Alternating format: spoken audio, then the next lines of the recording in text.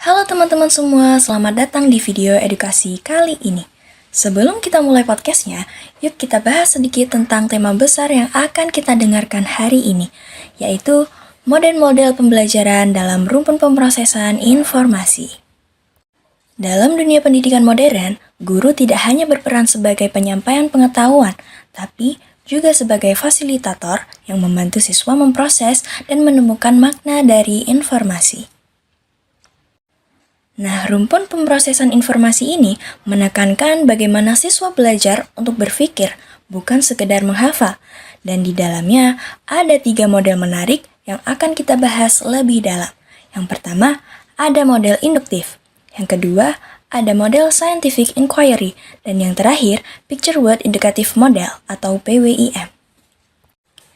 Langsung saja, kita simak pembahasannya di podcast edukasi kami.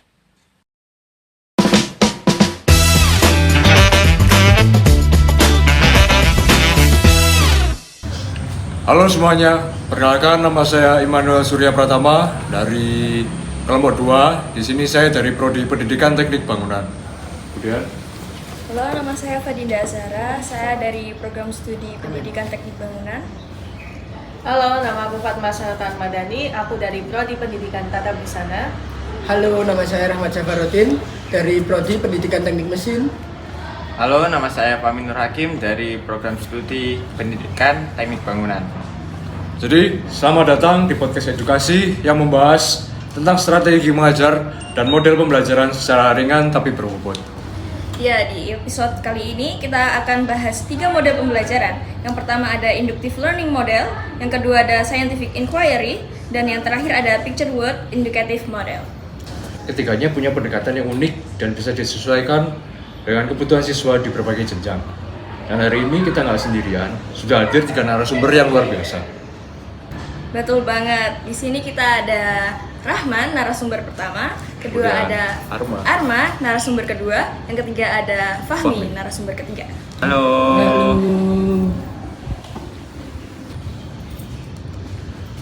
Terima kasih sudah hadir. Langsung aja kita mulai ke pembahasan yang pertama, yaitu model indukatif.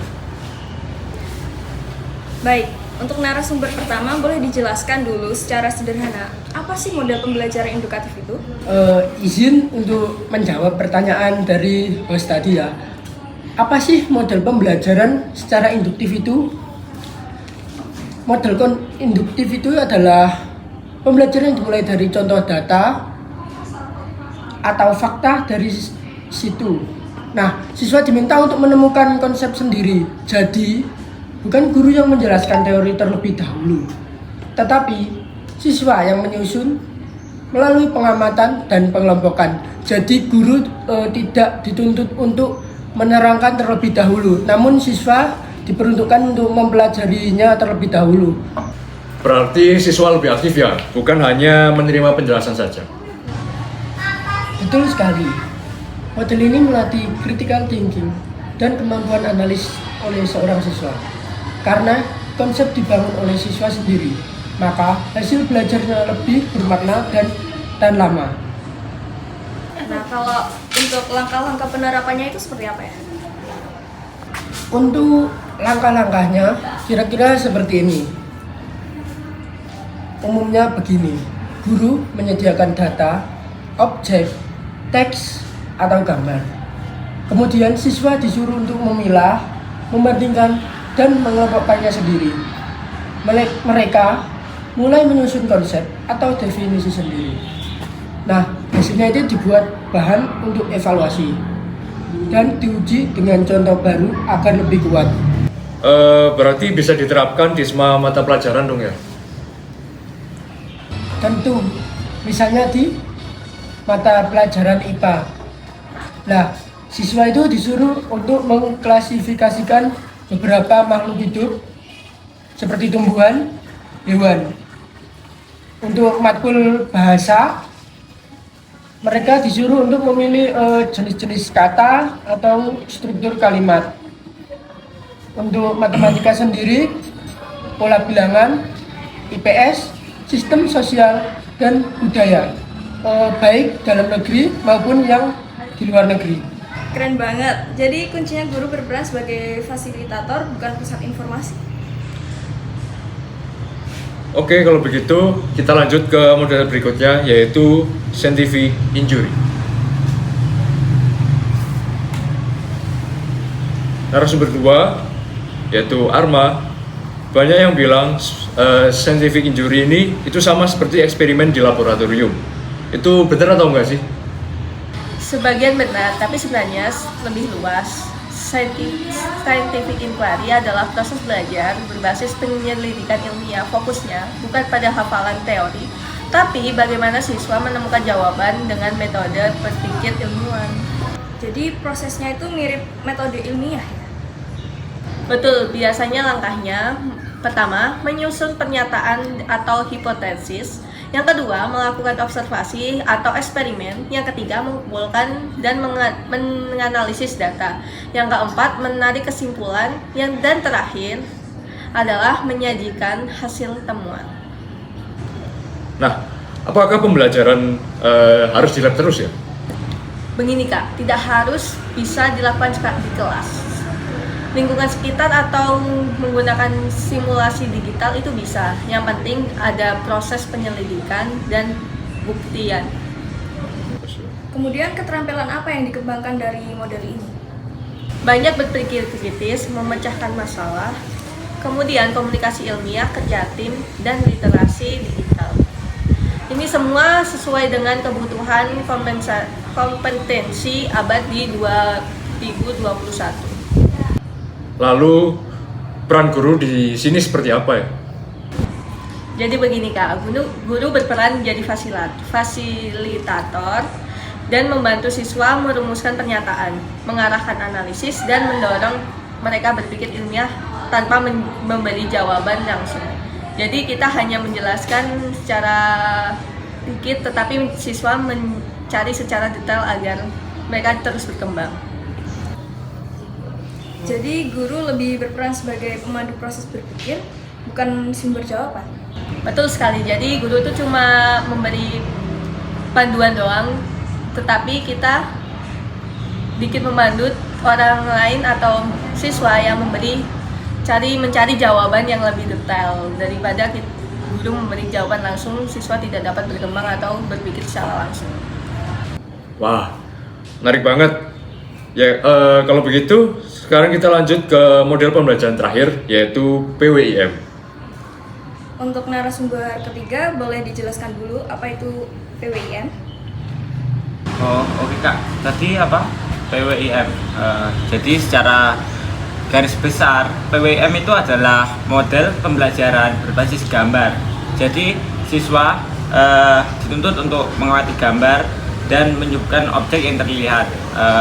Lalu guru menulis label di sekitar gambar itu. Misal dari kumpulan kata, siswa dituntut untuk mengelompokkan dan membuat kalimat atau paragraf. Kemudian untuk langkah-langkahnya itu seperti apa? Untuk langkah-langkahnya sendiri itu mungkin yang pertama itu guru menampilkan gambar pada saat pelajaran di kelas gitu Kak. Jadi untuk yang kedua itu siswa menyebutkan objek yang terlihat. Jadi dari gambar yang ditampilkan tadi, siswa dituntut untuk menyebutkan objek yang terlihat pada gambar tersebut. Begitu. Untuk yang ketiga itu misal guru dari pendapat tadi yang sebelumnya itu, yang ketiga ini seperti guru menulis label kata begitu. Untuk yang keempat itu seperti kata-kata dikelompokkan berdasarkan kategori. Jadi kayak nyambung sama jawaban saya yang tadi itu Kak, tentang garis besar apa itu PWIM. Untuk yang kelima itu siswa menyusun kalimat atau paragraf dari kata-kata itu tadi gitu. Wah, jadi siswa belajar sangat banyak lewat konteks visual yang nyata. Nah, benar sekali. Jadi siswa itu belajar melalui konteks visual yang nyata. Di sana itu keunggulannya, siswa lebih mudah dalam memahami makna kata dan hubungan antar kata. Jadi dengan menampilkan konteks visual itu apalagi sekarang zamannya Gen Z gitu. Jadi diharapkan itu dengan teori ini siswa lebih mudah memahami makna kata dan hubungan antar kata gitu. Wih, seru banget. Visualnya membuat siswa lebih tertarik untuk belajar. Wah, itu benar sekali. Jadi untuk yang disebutkan tadi pada jurusan IPA atau IPS itu sangat seru banget. Dengan menampilkan visual gambarnya tadi itu diharapkan siswa itu lebih tertarik untuk belajar gitu sih. Kalau dilihat dari ketiganya, masing-masing punya fokus yang berbeda, tapi saling melengkapi ya. Benar sekali, dari ketiga teori belajar tadi itu masing-masing punya fokus yang berbeda, tapi gimana ya, saling melengkapi lah begitu, lebih tepatnya begitu. Misal yang pertama itu induktif, itu dari data menuju konsep, dan yang kedua itu scientific inquiry, itu dari pertanyaan menuju pertemuan, dan yang ketiga itu yang saya bahas tadi PWIM itu dari gambar menuju kosakata dan tulisan. Jadi dari ketiga tadi itu saling melengkapi gitu, kurang lebihnya begitu sih. Nah, kalau dipadukan dalam pembelajaran tematik pasti lebih menarik. Misalnya mulai dengan pengembangan gambar dari gambar atau PWIM, lalu analisis menggunakan data atau induktif, kemudian lanjut ke penyelidikan yaitu scientific inquiry. Nah, tapi tantangannya apa untuk guru? Tantangan untuk guru sendiri itu sih guru harus siap untuk jadi motivator sih. Yang kedua butuh kreativitas dan waktu dalam merancang kegiatan. Untuk PWIM tadi itu mungkin tantangannya itu seperti kesiapan media dan sarana pendukung dalam suatu sekolah. Mungkin itu aja tantangannya. Tapi hasilnya sepadan ya. Jadi siswa lebih aktif, kritis, dan pembelajaran lebih bermakna. setuju. Ya, Setuju sih dari pendapatnya. Benar-benar.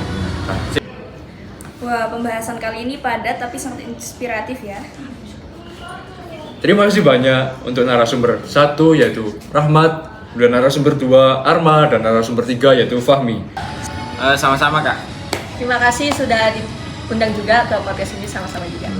Semoga Sama-sama, terima kalian kasih. juga tidak kapok melihat podcast ini. Ya, benar sekali. Fahmi. Semoga pembahasan ini bisa menginspirasi guru dan calon guru di luar sana untuk mencoba model pembelajaran yang inovatif. Nah, jangan lupa tunggu episode berikutnya dengan topik edukasi yang lebih menarik. Sampai jumpa dan terus semangat belajar dan mengajar.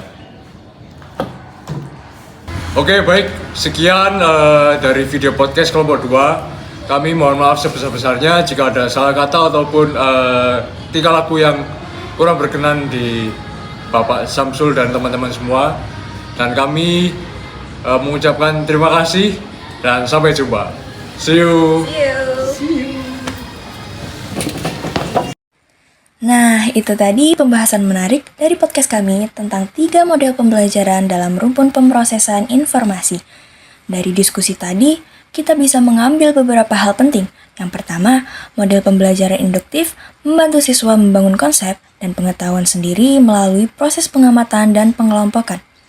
Yang kedua, scientific inquiry menumbuhkan keterampilan berpikir ilmiah dan pemecahan masalah karena siswa belajar menemukan jawaban lewat penyelidikan dan bukti.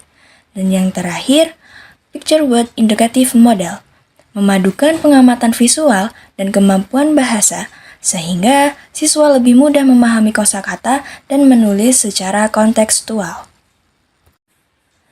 Dan di dunia pendidikan yang terus berubah, ketiga model ini jadi pengingat sederhana untuk kita semua, bahwa setiap proses belajar harus memanusiakan siswa, memberi ruang bagi mereka untuk berpikir, bertanya, dan bertumbuh. Guru bukan lagi pusat perhatian, tapi pemandu perjalanan belajar. Sementara siswa, merekalah penjelajah pengetahuan yang sesungguhnya.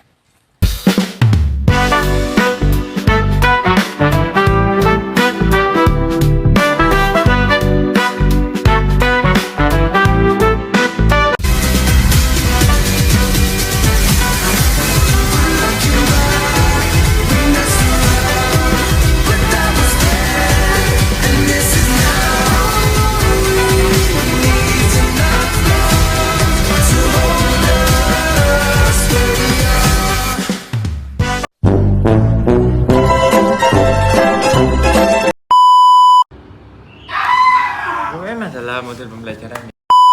Membahas tentang mengajar dan model pengajaran. Sorry cuk. Tengahnya, bentar, maaf. Betul. Oke, fasilat. Apa? Gak apa-apa langsung. Yo.